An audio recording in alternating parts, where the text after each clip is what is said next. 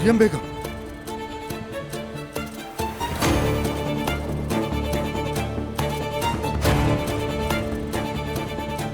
झूठी कहेगी। अम्मी मैंने कुछ नहीं किया, ये मुझे फंसा रहा है। हाँ यही मुझे फंसा रहा है, मेरा घर बर्बाद करना चाहता है। खामोश, चुप हो जाओ। खबरदार जो मेरे घर में दोबारा से झूठ बोला तुमने। मैं जिस दिन तुम्हें इस घर में लाई उस दिन पर लानत हो।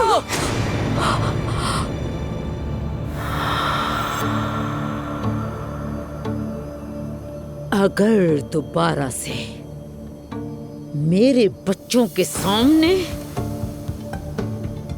मेरे दरवाजे की दहलीज पर भी नजर आई